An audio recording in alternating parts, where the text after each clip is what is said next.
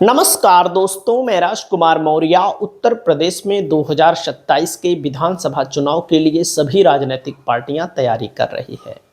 इस वीडियो में आप सभी साथियों को बताने जा रहे हैं बहुजन समाज पार्टी के बारे में, बहुजन समाज पार्टी के संभावित प्रत्याशी के बारे में, क्योंकि 2027 का चुनाव सभी राजनीतिक पार्टियों के लिए बहुत ही ज्यादा महत्वपूर्ण है, खास करके विपक्षी राजनीतिक पार्टियों के लिए। तो दोस्तों, सबसे पहले हम बात करेंगे उपचुनाव के बारे में। तो आप सब जानते हैं कि बहुजन समाज पार्टी की जो कार्यशैली रही है, आमतौर पर नहीं लड़ती है, लेकिन लोकसभा के चुनाव के बाद जो उपचुनाव हुआ था 7-8 सीटों पर बहुजन समाज पार्टी ने लड़ा था।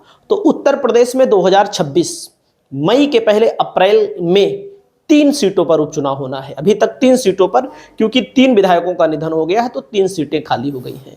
तो दोस्तों, मैं आप सभी साथियों को यहां पर बताना चाहूंगा कि अगर मान लीजिए बहुजन समाज पार्टी लड़ती है तो किसको टिकट देगी, या नहीं लड़ती है तो मेन चुनाव में किसको टिकट दे सकती है, इन तीनों सीटों पर या अन्य सीटों पर, सब बता रहे हैं आपको।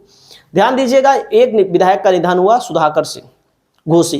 2019 में घोसी लोकसभा क्षेत्र से बीएसपी के सांसद जीते थे। तो 2019 में सपा बसपा का गठबंधन था, अब की बार समाजवादी पार्टी ने जीता है। तो इस सीट पर किसकी दावेदारी है घोसी विधानसभा क्षेत्र में, इसको हम आपको बताने जा रहे हैं। वहीं पर दोस्तों, मैं आपको बताना चाहूंगा एक बरेली की फरीदपुर विधानसभा क्षेत्र की सीट खाली हो गई है। इस सीट पर बसपा किसको लड़ा सकती है, क्योंकि यहां पर जो बीजेपी के विधायक थे श्याम बिहारी लाल, इनका निधन हो गया। वहीं पर दोस्तों, दुग्धी विधानसभा में विजय सिंह गौड़ का निधन हो गया। विजय सिंह गौड़ जो कि अनुसूचित जाति के बड़े नेता थे, कभी बसपा से विधायक रहे, कभी अभी तो सपा ही से थे, निर्दलीय भी रहे, कांग्रेस से भी रहे, तो बड़े नेताओं में इनकी गिनती होती है।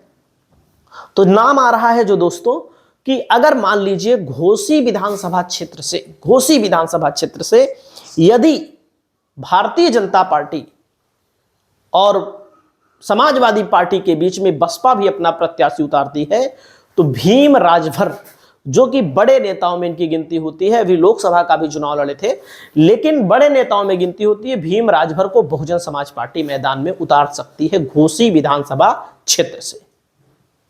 बाकी 2027 में भी इनकी दावेदारी बहुत मजबूत है। घोसी विधानसभा क्षेत्र से राजभर समाज की आबादी भी ठीक ठाक है। और वहीं पर बताया जा रहा है कि उपचुनाव में अगर बसपा लड़ेगी तो रवि सिंह खरवार को मैदान में उतारा जा सकता है। एक बार फिर से रवि सिंह खरवार बसपा से उतर सकते हैं, मतलब कि दुग्धी विधानसभा सोनभद्र में है दोस्तों। अगला नंबर मैं आपको बताना चाहूंगा कि घोसी विधानसभा क्षेत्र से ही या घोसी के इर्द गिर्द से ही अतुल राय जो 2019 में बसपा के सांसद थे, अब नहीं है, जेल चले गए, उसके बाद छूट कर आए हैं, ये भी घोसी के इर्द गिर्द ही चुनाव लड़ सकते हैं 2027 में। उपचुनाव अगर लड़ेगी तो इन लोगों का नाम प्रबल रहेगा, इसको मैं पहले बता दे रहा हूं। वहीं पर दोस्तों, अगला नंबर मैं आपको बताना चाहूंगा अतुल राय। यहां पर एक नया नाम आ रहा है उपचुनाव के लिए, नहीं, शाहाबाद विधानसभा क्षेत्र है दोस्तों, शाहाबाद विधानसभा क्षेत्र है। और डॉक्टर अविन शर्मा शाहाबाद विधानसभा क्षेत्र 2027 से बहुजन समाज पार्टी से चुनाव लड़ सकते हैं। अगला नंबर आता है दोस्तों, रेखा रानी का नाम आ रहा है कि बहुजन समाज पार्टी रेखा रानी को 2027 का विधानसभा चुनाव लड़ा सकती है। 2027 में इनकी प्रबल दावेदारी है और चर्चित चेहरा भी है। वहीं पर दोस्तों, अगला नाम आता है मोहम्मद सरवर मलिक का। लोकसभा लखनऊ से चुनाव लड़े थे और इनको भी 2027 में बहुजन समाज पार्टी मैदान में उतार सकती है, क्योंकि बहुत सारे नेता हैं जो मैदान में उतरेंगे। अगला नाम मैं आपको बताना चाहूंगा, अगला नाम है दोस्तों आपके सामने पूजा अमरोही। आगरा मंडल पूर्व प्रत्याशी, आगरा सुरक्षित लोकसभा से रही हैं, तो आगरा जिले से पूजा अमरोही को बहुजन समाज पार्टी 2027 के चुनाव के लिए मैदान में उतार सकती है। अगला नंबर आता है दोस्तों अमित वर्मा जितेंद्र भैया, इनका विधानसभा क्षेत्र है कटहरी में ये अच्छा खासा वोट पाए थे, अभी उपचुनाव में भी लड़े थे, अभी जब लोकसभा के बाद हुआ था। तो कटहरी से एक बार फिर, या कटहरी से हो सकता है, मान लीजिए जैसे देखो जातिगत समीकरण सेट करना बहुत जरूरी है, क्योंकि सपा जहां कुर्मी उतारेगी तो बसपा वहां अगर कुर्मी उतार देगी तो मामला गड़बड़ है, एकदम साफ बता दें, आप सब जानते हैं, कोई उसमें कहने की बात नहीं है। तो क्योंकि अंबेडकर नगर कुर्मी बाहुल्य क्षेत्र है, तो हो सकता है दूसरी विधानसभा में भी मौका तलाशा जा सकता है। या फिर अगर मान लीजिए ना तो सपा कुर्मी उतारे या ना भाजपा, तो बसपा ऐसा गणित कुछ करेगी, क्योंकि आने वाले समय में आपको मैं दिखाऊंगा बहुजन समाज पार्टी अंबेडकर नगर में आज भी बहुजन समाज पार्टी के पास वोट है। मुनकाद अली के नाम की चर्चा है, जो कि बसपा के बड़े नेता माने जाते हैं, इनको भी मैदान में उतारा जा सकता है। विजेंद्र सिंह को बिजनौर से मैदान में उतारा जा सकता है, बिजनौर जिले से विजेंद्र सिंह बहुजन समाज पार्टी से चुनाव लड़ सकते हैं। और वहीं पर दोस्तों मैं आपको बताना चाहूँगा, भीम राजभर का नाम मैंने आपको बताया ही, इसी के साथ साथ मैं आपको बताना चाहूँगा उदय राज वर्मा इनका नाम है। क्या नाम है? उदय राज वर्मा।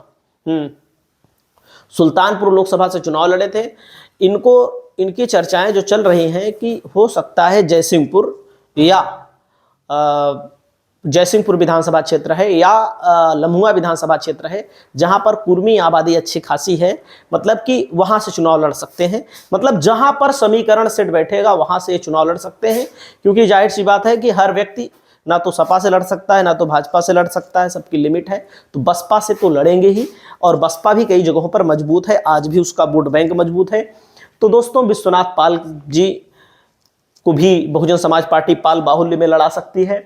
और हेम बाबू धनगर लोकसभा प्रत्याशी बहुजन समाज पार्टी हाथरस से थे, इनको भी मैदान में उतारा जा सकता है 2027 के चुनाव को लड़ने के लिए। इसी के साथ साथ मैं आपको बताना चाहूँगा दोस्तों, त्रिकोणीय मुकाबला जब होगा तभी उत्तर प्रदेश से भारतीय जनता पार्टी की सरकार जाएगी, नई सरकार बनेगी। बाकी मैं आपको बताऊं, अभी जौनपुर से एक नेता शामिल हुए हैं बहुजन समाज पार्टी में, जी अमेठी से शामिल हुए हैं, और एक बदलापुर से शामिल हुए हैं, और एक जो नेत्री हैं बहुजन समाज पार्टी की जो लालगंज लोकसभा से चुनाव लड़ी थी, लालगंज से इंदु चौधरी को तो पक्का बहुजन समाज पार्टी लड़ाएगी। और मिल्कीपुर विधानसभा क्षेत्र से दोस्तों जो राम गोपाल कोरी बहुजन समाज पार्टी से लड़ सकते हैं। तो आप सभी साथियों को मैं, चाहे बसपा का हो, चाहे सपा का हो, चाहे भाजपा का हो, चाहे अन्य राजनीतिक पार्टियों का हो, एक एक विधानसभा क्षेत्र में कौन प्रत्याशी बन सकता है, किसकी चर्चाएं हैं, कौन अच्छा लड़ सकता है, इन सभी चीज़ों को लेकर मैं आपको आने वाले दिनों में बताऊंगा।